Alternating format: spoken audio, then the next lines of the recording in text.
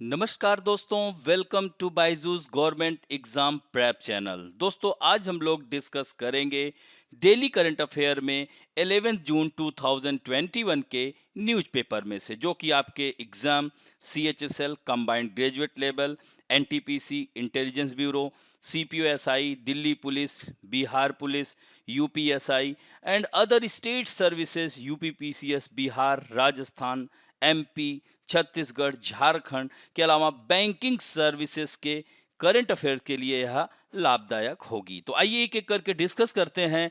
National affairs में पहला है मास्टर प्लान दिल्ली 2041। दोस्तों, इस समय दिल्ली में सरकार किसकी है? आम आदमी पार्टी की सरकार है। मुख्यमंत्री कौन है? अरविंद केजरीवाल जी हैं। तो जैसा कि आप लोग देख सकते हैं कि राजधानी के लिए मास्टर प्लान 2041 तैयार किया गया है, यानी राजधानी दिल्ली की सूरत बदलने के लिए to change the face of capital city Delhi and its traffic congestion. The master plan 2041 draft for Delhi has been released. यानी the draft master plan has projected that the population of Delhi will be increased from 2.6 crore to 2.92 crore by 2041।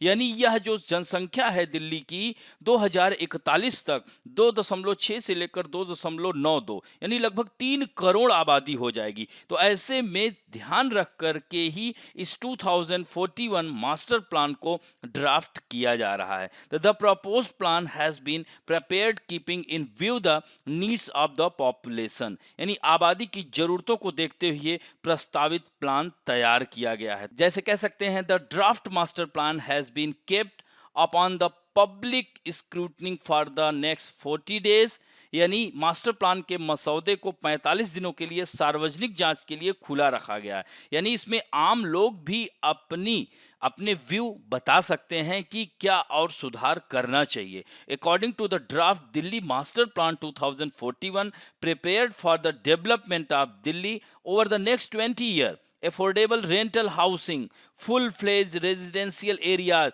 and small format houses will be some of the key point of housing development in the national capital। यानी इन सब चीजों पर ध्यान दिया जाएगा। रिहायशी क्षेत्रों में पूरी सुविधाएं दी जाएंगी, वर्ल्ड क्लास सुविधाएं दी जाएंगी, इसीलिए यह प्लान को एग्जीक्यूट किया जा रहा है। The preparation of the draft master plan bill Delhi 2041 started in 2017। Even आप देख सकते हैं कि कोविड-19 की वजह से भी इस प्लान पर कोई भी रुकावट नहीं आई और वह कार्य चल रहा है। It has been prepared by removing the flaws of the previous plans 1962, 2001 and 2021। यानी इन सब ईयर्स में जो भी डेवलपमेंट किए गए थे उसमें जो खामियां रह गई हैं उसको ध्यान में रख करके आगे इसकी तैयारी की जा रही है।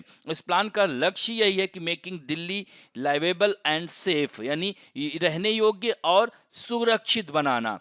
To redevelop the old areas of Delhi, Delhi के पुराने क्षेत्र जो अभी भी बहुत कंजेस्टेड हैं उनको ठीक करना, और to provide better economic opportunity, वहाँ पर बहुत सारे आर्थिक अवसर उपलब्ध कराना और मेट्रो से कनेक्टिविटी जोड़ना, और जैसे ऑफिस के नज़दीक रिहायशी मकानों को खरीदने की भी व्यवस्था करना। यह सारी बातों को इस मास्टर प्लान 2041 के तहत किया जाएगा। दिल्ली देख रहे हैं ना, उत्तर प्रदेश भी स्पर्श करता है, हरियाणा भी स्पर्श करता है, इधर भी हरियाणा, इस तरह से आप देख सकते हैं। तो यह जो है दिल्ली NCR रीजन पूरा डेवलपमेंट किया जा रहा है। अब बढ़ते हैं दोस्तों इंटरनेशनल अफेयर्स में।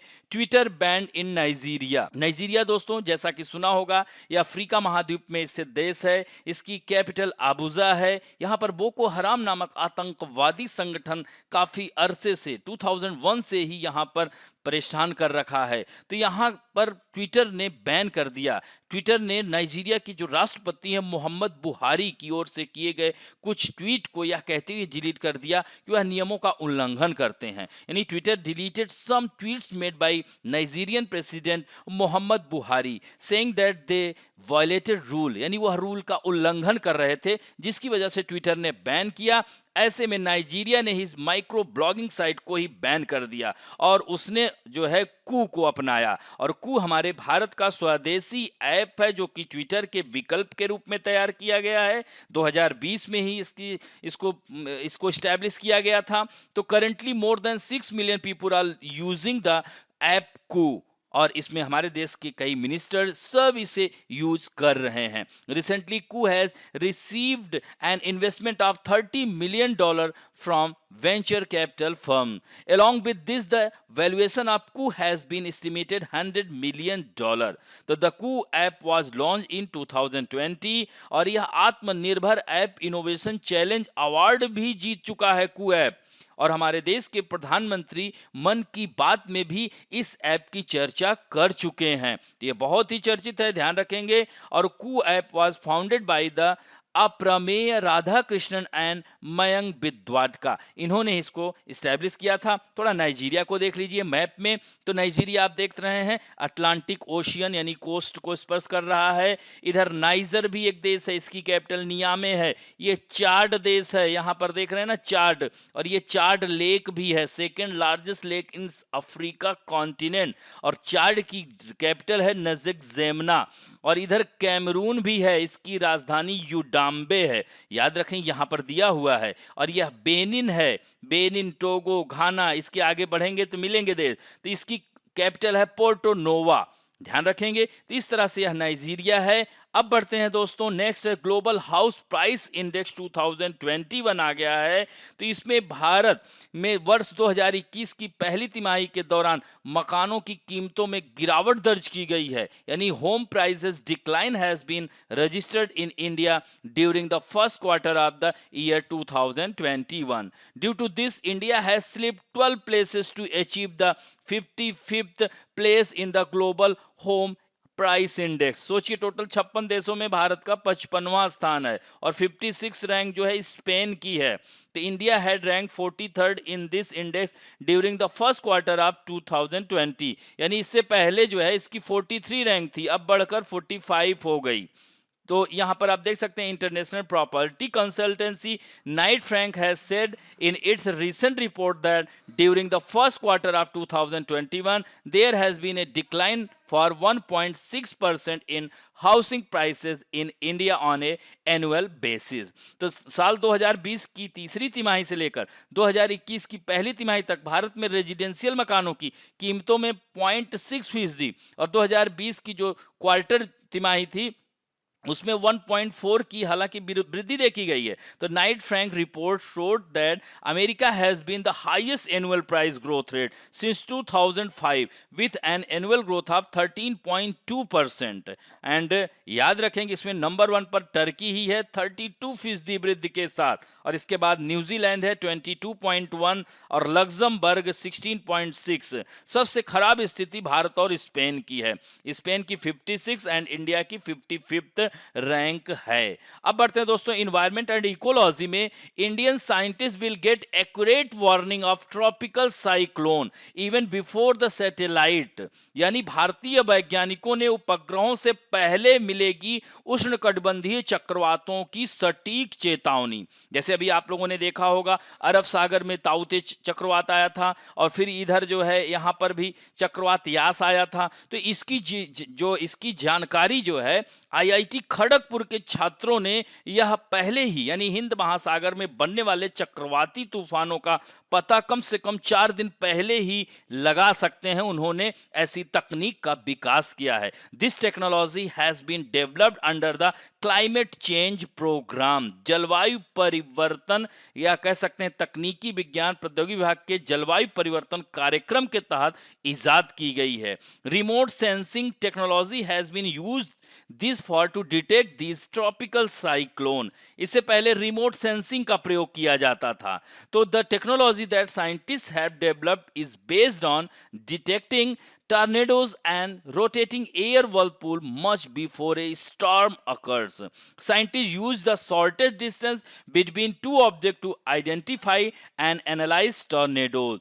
याद रखेंगे। तो इस तरह से यह कहाँ के हैं ये वैज्ञानिक? IIT खड़गपुर के।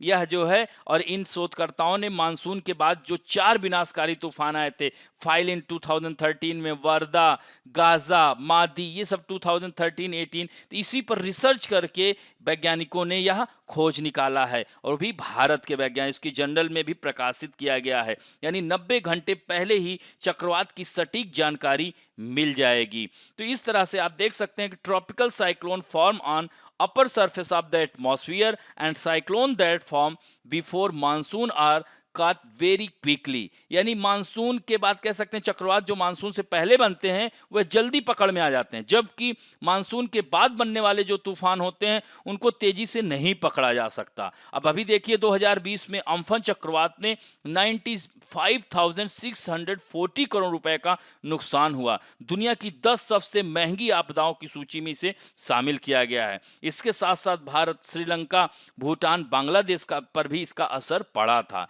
तो इस तरह से आईआईटी खड़गपुर के वैज्ञानिकों ने यह खोज निकाला है, ध्यान रखेंगे। अब बढ़ते हैं वेरियस नेशनल इंटरनेशनल पर्सनालिटी में। Boxer Dingko Singh passed away. मुक्केबाज डिंको सिंह का निधन हो गया है। एशियाई खेलों में इन्होंने स्वर्ण पदक जीता था। बॉक्सर डिंको सिंह मात्र 42 वर्ष की उम्र में यह इनका निधन हो गया है। यह जो है लीवर कैंसर, लीवर सिरोसिस से यह ग्रसित थे। हालांकि 2017 में इनका 70% लीवर डैमेज हो चुका था, लेकिन इन्होंने अपनी इच्छा शक्ति को मजबूत रखते हुए इस लड़ाई को लड़ा। फिर जो है यह एकाएक उभर आया। हालांकि बीच में इन्हें कोविड भी हो गया था, लेकिन उससे भी वह उभर चुके थे, लेकिन यह फिर बच नहीं पाए। तो इन्हें पद्म श्री अवार्ड 2013 में मिला था। 1998 में मात्र 16 वर्ष की उम्र में ही इन्होंने एशियाई खेलों में स्वर्ण पदक जीता था, याद रखिएगा। और इस तरह से 2017 में यह कैंसर से पीड़ित हुए थे। अब बढ़ते हैं दोस्तों, Facebook appoint Spoorthi Priya as grievance officer for India. Bharat में फेसबुक ने स्फूर्ति प्रिया को बनाया शिकायत अधिकारी, यहां पर इसको ठीक कर लीजिए, अधिकारी, ऑफिसर, आई एम सॉरी। तो यह जो है ध्यान रखेंगे कि अभी जो मीडिया में नया अधिनियम आया है 2021 जो नया आया है, तो इस पर शिकंजा कसा जा रहा है। जो भी सोशल मीडिया प्लेटफॉर्म है तो उसमें जो है इस तरह से अब जितने भी, चाहे वो फेसबुक हो चाहे व्हाट्सएप है, इन सब को अब अपना एक शिकायत अधिकारी नियुक्त करना होगा।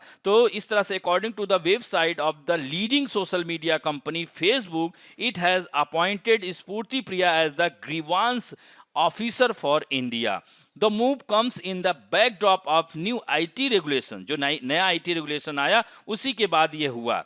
तो under these rules social media mediators with more than 50 lakh user, यानी जिस सोशल मीडिया के जो है 50 लाख से अधिक उपयोगकर्ता हैं उनको इस तरह का अनुपालन अधिकारी नियुक्त करना होगा। और इस पद पर नियुक्ति जो व्यक्ति होगा उसे भारत में ही रहना अनिवार्य है, ये ध्यान रखेंगे। और फेसबुक के बारे में जान लीजिए, 2004 में इसकी स्थापना हुई थी, मार्क जुकरबर्ग ने की थी। इसका हेडक्वार्टर मेनलो पार्क, कैलिफोर्निया, जिसे सिलिकॉन वैली कहा जाता है, यूनाइटेड स्टेट में है। और इसके सीएफओ हैं डेविड वेहनेर। अब बढ़ते हैं दोस्तों बुक एंड अवार्ड में। यह इनका पिक्चर देख रहे होंगे, जिम्बाब्वे की यह नॉवेलिस्ट हैं तित्सी डंगारेम्बगा, याद रखना, विंस पेन पेंटर प्राइज 2021। यह बहुत ही प्रेस्टिजियस अवार्ड होता है। तो इस बार जिम्बाब्वे की उपन्यासकार, नाटककार, फिल्म निर्माता और कार्यकर्ता तित्सी डंगारेम्बगा को उनकी कृति जो है ability to capture and communicate vital truths even amidst times of upheaval के लिए पेन पेंटर अवार्ड 2020 से सम्मानित किया गया है। अक्टूबर में यह सम्मान इन्हें दिया जाएगा। तो इनकी जो बुक है दिस मॉर्नेबल, याद रखना, दिस मॉर्नेबल शॉर्टलिस्टेड हुई थी 2020 के बुकर प्राइज के लिए भी। इन्हें पिछले वर्ष भ्रष्टाचार के आरोप में हरारे, ये जिम्बाब्वे की कैपिटल है, गिरफ्तार कर लिया गया था। और दोस्तों पेन पेंटर प्राइज जो है यह बहुत प्रेस्टिजियस अवार्ड है, 2009 में स्टैब्लिश किया गया था।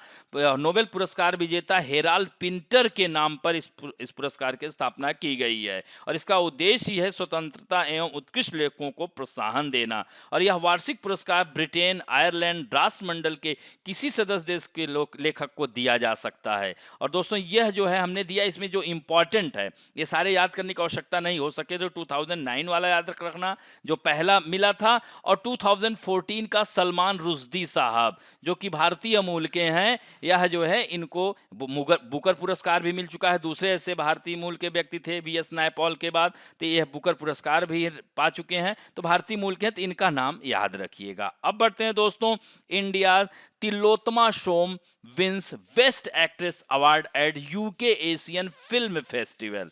दोस्तों यूके एशियन फिल्म फेस्टिवल में भारत की तिलोत्तमा सोम ने जीता सर्वश्रेष्ठ अभिनेत्री का अवार्ड। यानी यहाँ पर यह जो अवार्ड है यह जो एशियन फिल्म फेस्टिवल है 1999 में इसकी शुरुआत की गई थी। इस साल लंदन में 26 से 6 जून तक यह चला है। इसमें 3 भारतीयों को इसमें अवार्ड मिले हैं। तो द फिल्म राहगीर which is centred on 3 people from Jharkhand to the UK Asian Film Festival by a storm। तो the film has been awarded to, कह सकते हैं इसको 2 अवार्ड मिले हैं। एक जो इसके डायरेक्टर हैं गौतम घोष को बेस्ट डायरेक्टर, और सर्वश्रेष्ठ अभिनेत्री का अवार्ड इनको मिला है तिलोत्तमा सोम को बेस्ट एक्टर अवार्ड से इन्हें नवाजा गया है। तो famous film director Gautam Ghosh को बेस्ट डायरेक्टर और बेस्ट एक्टर, ये 2 अवार्ड इसी फिल्म को मिले हैं। और इसी तरह से फिल्म अभिनेत्री सोनल सहगल को यूके एशियन फिल्म फेस्टिवल में बेस्ट स्क्रिप्ट राइटर का भी अवार्ड। तो इस तरह से 3 अवार्ड यह ध्यान रखेंगे। अब बढ़ते हैं दोस्तों banking and finance related news में। Google to install world longest sea cable, इसका नाम है, इस परियोजना का नाम है फर्मिना। याद रखिएगा, यही आपसे पूछ लेगा।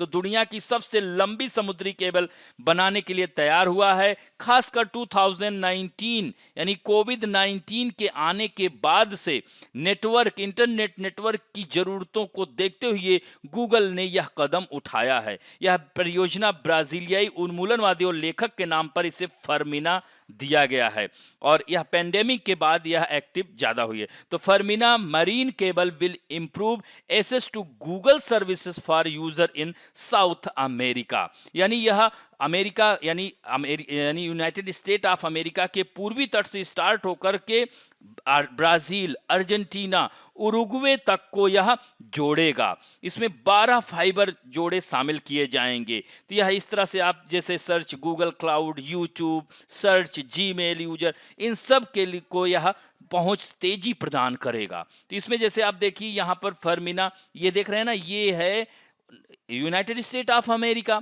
ये तो मैप में दिख रहा होगा। तो यह लॉस टोनिनस यानी पूर्वी तट से लॉस टोनिनस, अब यहां पर देखिए यह कवर करेगा किसको, ब्राजील को, फिर अर्जेंटीना, यहाँ पर उरुग्वे एंड अर्जेंटीना। यह प्राया ग्रैंडे, यहाँ पर नाम इसी तरह से होता है, रियो ग्रैंडे, प्राया ग्रैंडे। तो इन सब को यह कनेक्ट करेगी। अबाउट गूगल के बारे में जैसा कि आपको पता ही होगा, सुंदर पिचाई इसके सीईओ हैं। इसका जो पेरेंट ऑर्गेनाइजेशन है अल्फाबेट इंक है, और इसका हेडक्वार्टर माउंटेन व्यू कैलिफोर्निया में ही है, ये भी ध्यान रखेंगे। अब बढ़ते हैं दोस्तों स्पोर्ट न्यूज में। यूरो 2020 फुटबॉल टूर्नामेंट शुरू हो गया है दोस्तों, आज से ही शुरू हो रहा है फुटबॉल। इसे मिनी विश्व कप कहा जाता है।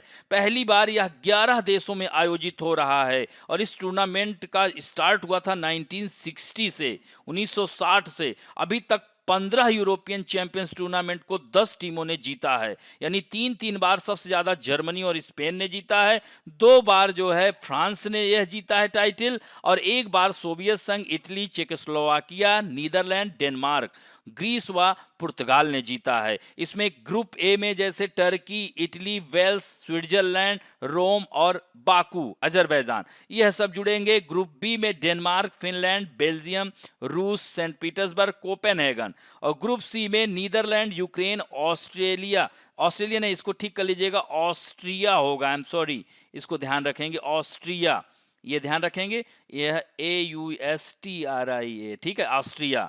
और नेक्स्ट है यहाँ पर ग्रुप डी, इसी तरह से ग्रुप ई और ग्रुप एफ, इस तरह से बांटा गया है। अब बढ़ते हैं latest talk about some important fact में। दोस्तों आप लोगों की मांग पर आज हम बात करेंगे लेजिस्लेटिव, यानी कह सकते हैं लेजिस्लेचर, यानी राज्य विधान मंडल, यानी अनुच्छेद 168 में जैसे याद रखना आर्टिकल 79 में एक संसद होगी जिसके 3 अंग होते हैं, राष्ट्रपति, लोकसभा, राज्यसभा। उसी तरह से अनुच्छेद 168 में राज्यों में विधायिकाओं का गठन होगा। अब जैसे देखिए राज्य विधानमंडल अनुच्छेद 168 से 212 तक है, तो इसमें भी क्या होगा, विधानसभा, विधान परिषद और राज्यपाल। तो राज्य विधानमंडल को क्या कहेंगे, अब देखिए अब यहां पर हम लोग राज्य विधानमंडल की, स्टेट लेजिस्लेचर की बात कर रहे हैं, तो इसको निम्न सदन कहा जाता है। जैसे वहां पर लोकसभा को निम्न सदन कहा जाता है केंद्र में, उसी तरह से विधानसभा को निम्न सदन कहा जाता है, लोअर हाउस कहा जाता है, और विधान परिषद को अपर हाउस, जैसे राज्यसभा को अपर हाउस कहा जाता है। तो यह जनता का सदन होता है, यह जनता के प्रति उत्तरदायी होती है। जैसे वहां लोकसभा में तो मतदाताओं यानी इनको मतदाता प्रत्यक्ष निर्वाचन से यह निर्वाचित होते हैं, और यह जो निर्वाचित किए जाते हैं प्रत्येक सदस्य कम से कम 75,000 जनसंख्या का प्रतिनिधित्व करते हों। और according to the constitution the maximum number of members of the state assembly can be 500 और मिनिमम 60। हालांकि अपवाद हैं, 60 से कम भी हैं, जैसे पुदुचेरी में आप देख लीजिए। इसी तरह से जो है और भी राज्यों में 40 ही, सिक्किम में, पुदुचेरी में, इन सब राज्यों में, नॉर्थ ईस्ट के राज्यों में कम सीटें, मतलब 60 से कम भी हैं। तो इस तरह से आप देख सकते हैं कि अपवाद हर जगह होता है। तो ये 560 मिनिमम याद रखेंगे। और विधानसभा में अनुसूचित जातियों जनजातियों के लिए अलग से व्यवस्था है, और विधानसभा का कार्यकाल 5 वर्ष का होता है। दोस्तों आर्टिकल 169 में है राज्य में विधान परिषदों का गठन और साधन। हालांकि विधान परिषद की चर्चा आज हम नहीं करेंगे, हम बात करेंगे सिर्फ विधानसभाओं का। तो आर्टिकल 170 में है विधानसभाओं का गठन यानी स्टैब्लिशमेंट। इसी तरह से 172 में क्या है, राज्य विधायिकाओं का कार्यकाल। तो 5 वर्ष का होता है इसका कार्यकाल, जैसे विधान परिषद का 6 साल का होता है, ये ध्यान रखेंगे। और इस तरह से यहाँ पर वही सेम बातें देखने को मिलती हैं। तो यह विधानसभा, जैसे लोकसभा स्पीकर आर्टिकल 93 में होता है, तो आर्टिकल 178 में यह विधानसभा का स्पीकर और डिप्टी स्पीकर होता है, यह ध्यान रखेंगे। तो इसी तरह से अब यहाँ पर जो विधायक के लिए क्या योग्यता होनी चाहिए, तो सिटीजनशिप ऑफ इंडिया, वह भारत का नागरिक हो, 25 ईयर का हो गया हो, वो 25 वर्ष की आयु पूरा कर चुका हो, और जो भी लॉ संसद बनाती है उसके अनुरूप उसको वहन करना पड़ता है। तो ऐसे ही व्यक्ति को विधायक के लिए या मेंबर ऑफ लेजिस्लेटिव असेंबली के लिए चुना जाता है। अब इसकी जो शक्तियां हैं, इसके पावर, इसके कार्य क्या हैं। अब इसमें हम लोग बात करते हैं power and function of the legislative assembly. तो विधानसभा की शक्तियां व कार्य, जैसे वहां पर लोकसभा की होती है तो इसके पास विधायी शक्तियां होती हैं, कार्यकारी शक्तियां होती हैं। तो विधायी शक्तियों के अंतर्गत क्या है कि जैसे कि कोई धन विधेयक हमेशा विधानसभा में ही प्रस्तुत किए जाते हैं। हालांकि जो है विधान परिषद में भी भेजा जाता है, 14 दिन के लिए उसे जो है दिया जाता है। अगर वह उसे मान लेती है तो ठीक है, नहीं तो अपने आप पारित माना जाता है। इसी तरह से एग्जीक्यूटिव पावर में भी तो मंत्रिपरिषद अपने कार्यों के लिए सामूहिक रूप से विधानसभा के प्रति उत्तरदायी होती है। क्योंकि आपको पता है कि विधान परिषदें भारत में मात्र 6 राज्यों में ही है, जैसे यूपी है, कर्नाटक है, आपका तेलंगाना है, आंध्र प्रदेश, महाराष्ट्र, इन्हीं सब राज्यों में है। तो इस तरह से अन्य राज्यों में क्या है, पूरी तरह से विधानसभा ही और सामूहिक रूप से यह विधानसभा उत्तरदायी होती है मंत्रिपरिषद अपने कार्यों के लिए। तो इसीलिए अगर मंत्री, अब जैसे विधानसभा के सदस्य मंत्रियों से प्रश्न पूछ सकते हैं, उनके खिलाफ अविश्वास प्रस्ताव भी लाया जा सकता है। अगर अविश्वास प्रस्ताव पारित हो जाता है, नो कॉन्फिडेंस मोशन लाया जाता है, अगर उसमें वह फेल हो जाती है तो सरकार गिर भी सकती है। तो यह सब विधानसभा के ही कह सकते हैं पावर के अंतर्गत आता है। प्रश्न पूछ सकता, आलोचना कर सकता है। और वित्तीय शक्तियां, मैंने ही बताया कि जैसे लोकसभा में कोई धन विधेयक है, यह निर्णय कौन लेता है, लोकसभा स्पीकर लेता है। उसी तरह से यह विधानसभा का जो है, विधानसभा में ही वित्तीय मामलों पर पूर्ण नियंत्रण होता है। तो ये ध्यान रखेंगे। अब इसी तरह से लोकसभा स्पीकर के बारे में अलग से, यहाँ पर हमने सिर्फ विधानसभा की चर्चा की है। और इसी तरह से जैसे विधानसभा की सीटों की अगर बात की जाए तो सबसे अधिक विधानसभा की सीटें उत्तर प्रदेश के पास है, याद रखेंगे। फिर दूसरे नंबर पर अगर देखा जाए तो सबसे ज़्यादा सीटें विधानसभा की पश्चिम बंगाल के पास है, 295। जैसे उत्तर प्रदेश के पास कितनी सीटें हैं, उत्तर प्रदेश के पास 404 सीटें हैं। ये ध्यान रखेंगे। 403 यानी 403 निर्वाचित एक जो है मनोनीत होते हैं। तो 403 जो है लेजिस्लेटिव असेंबली के मेंबर एमएलए यहाँ से आते हैं। कहाँ से? उत्तर प्रदेश से। 295 वेस्ट बंगाल से आते हैं। पहले आंध्र प्रदेश से भी हुआ करते थे, लेकिन तेलंगाना अलग हो गया, तो अब आंध्र प्रदेश में 175 है। महाराष्ट्र से 288 सीटें लेकर आते हैं, याद रखिएगा। और इसी तरह से कुछ टॉप 5 का ऐसे ही बना लीजिएगा। जैसे मैंने कहा था ना, कई कई जगहों पर 40 सीटें हैं, कहीं पर जो है 60 सीटों से कम भी है। जैसे त्रिपुरा में 60 सीटें हैं, सिक्किम में 32 सीट्स हैं। तो इसी तरह से मिजोरम में ही 40 हैं, जबकि 60 मिनिमम होना चाहिए कि नहीं। पुडुचेरी में 30 ही हैं, दिल्ली में 70 हैं, हालांकि 60 से ज़्यादा हैं। गोवा में भी 40 सीट है। तो इस तरह से इनकी जो 40 वाले हैं, 60 वाले हैं, इनके अलग अलग एक सिनॉप्स मतलब कह सकते हैं इनकी टेबल बना लीजिए, कभी कभी आ जाता है परीक्षाओं में। अब बात करते हैं आप लोगों के सेक्शन में, जो कि बहुत ही अच्छा उत्तर दे रहे हैं। कुछ लोग एक आध गलतियां कर जाते हैं, प्लीज ध्यान से सुना करिए। आज उत्तर देने वालों में हैं नीतू गौतम, रुपिंदर कौर, मोहम्मद हसन, हेमंत शर्मा, रोली सरोज, मधु आशुतोष, सरबर्था बनर्जी, विनोद जायसवाल, मिली एकता, पृथ्वी, पूर्णिमा जायसवाल, विवेक शुक्ला, नीरज यादव, रवि पटेल, अग्नेश्वर चटर्जी, अदिति झा, वीरपाल सिंह, सूरज उपाध्याय, ऋषभ सिंह, अंकिता राठौर, मोनी गुप्ता, नाइम अंसारी और केलीर साहब। इतने लोगों ने कमेंट और उत्तर दोनों दिए हैं। आशा करता हूं कि आज और ज्यादा से ज्यादा लोग उत्तर देंगे। तो आज आप लोग सामने पहला प्रश्न है, which state UT is associated with the master plan 2041? Uttar Pradesh, Bihar, Ladakh, New Delhi. And next question है, recently which African country has officially joined Indian Twitter alternative Koo app को ज्वाइन किया है? Algeria, Cameroon, Nigeria, Ghana. Next question है, what is India's rank in the global home price index?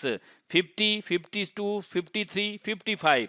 Next question है, what is the name of the world longest ocean cable project being built by Google for better network connectivity? Cloud 21, Fermina, Sea Cable, Latin Link. Next question है, who has been appointed by Facebook as the grievance officer for India? Kirtika Reddy, Ajit Mohan, Spurti Priya, Umang Bedi. Next question है, who has won the Pen Painter Prize 2021? तो तिस्सी डांगरेम्बगा, अवनी दोषी, दाम्बुदजो मारेचेरा और John रिबेर। Next question है, which Indian actor has bag the best actress award at UK Asian film festival? Ahmareen Anjumi, Anupriya Goenka, Vasundhara Das, Tillotama Shome. Next question है, Dingko Singh who passed away recently was related to which sport? कुश्ती, मुक्केबाजी, football, निशानेबाजी। And next question है, what can be the maximum number of members in the state assemblies? 300, 400, 500 या 550? And last question है, in which house of the state legislature can money bill be introduced? Legislative council, legislative assembly, both of the above, none of the above. इस तरह से इन 10 प्रश्न के उत्तर दीजिएगा। आशा करता हूं कि आज का भी वीडियो आप लोगों को अच्छा लगेगा, और दोस्तों अच्छा लगे तो प्लीज लाइक, शेयर, सब्सक्राइब करना ना भूलें और साथ में बेल आइकन दबाना ना भूलें। थैंक यू दोस्तों।